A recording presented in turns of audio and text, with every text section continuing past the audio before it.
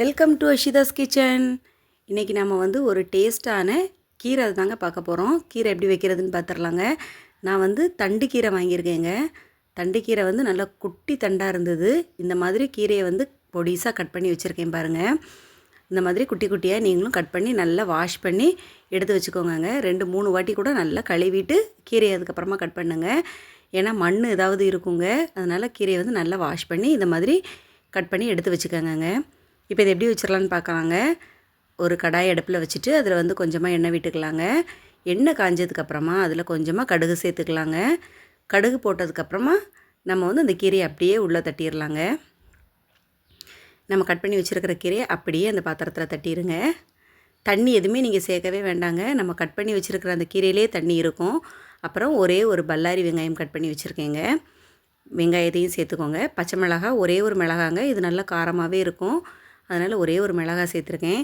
இது எல்லாத்தையுமே அப்படியே போட்டு ஒரு வதக்கி எடுத்துருங்க. இப்போ பார்த்தீங்கன்னா தெரியும் உங்களுக்கு, இதிலேயே தண்ணி இருக்கும். தண்ணி ரொம்ப சேர்க்கவே வேண்டாங்க. இந்த தண்ணியிலே உங்களுக்கு கீரை வந்து சூப்பராக வெந்துருங்க. பாருங்கள், தண்ணி இந்த பாருங்கள், இப்போவே இந்த அளவு தண்ணி இருக்குது. நம்ம வாஷ் பண்ணி வச்சுருந்ததுலேயே தண்ணி இந்த அளவு இருக்குது. நீங்கள் தண்ணி எதுவுமே சேர்க்க தேவையில்லைங்க. இப்போ வெங்காயம் கீரை எல்லாமே சேர்த்து ஒன்றா நல்லா வெந்து வந்துடுங்க. தண்டெல்லாம் கூட சூப்பராக வெந்துடுங்க. தண்டு ரொம்ப பொடி தண்டு பார்த்துக்கங்க, சூப்பராக இருக்குங்க. டெய்லியுமே நீங்கள் வந்து 2 நாளைக்கு ஒரு வாட்டி பிள்ளைங்களுக்கு இந்த மாதிரி கீரையை வந்து செஞ்சு கொடுங்கங்க. கீரை வந்து கண்ணுக்கு ரொம்ப நல்லது. இப்போ தேவையான அளவு உப்பு போட்டுக்கலாங்க. அவ்வளோதான், உப்பு போட்டு பிரட்டி வச்சுருங்க. ஒரு மூடி போட்டு மூடி வச்சிடலாங்க. ஒரு 5 நிமிஷம் போல் நல்லா வெந்துடட்டும். பாருங்கள், நல்லா தண்ணியெல்லாம் வற்றிட்டு பாருங்கள். கீரை நல்லா எந்த அளவு வெந்திருக்கு பார்த்தீங்களா? நல்லா வெந்து வந்துருச்சு. கொஞ்சம் கூட தண்ணி இல்லை பார்த்தீங்களா? ஊற்றின தண்ணியெல்லாம் கரெக்டாக இருக்குது. இந்த அளவு இருந்தாலே போதும்.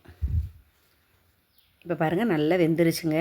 இப்போ தேங்காய் வந்து துருவி வச்சுருக்கிற தேங்காய் வந்து நம்ம அந்த கீரையோடு சேர்த்துக்கலாம். இங்கே பாருங்கள், இந்த ஒரு சொட்டு மட்டும் இங்கே மட்டும் தண்ணி நிற்கிதுங்க. அது மட்டும் கொஞ்சம் வற்றிரட்டும்.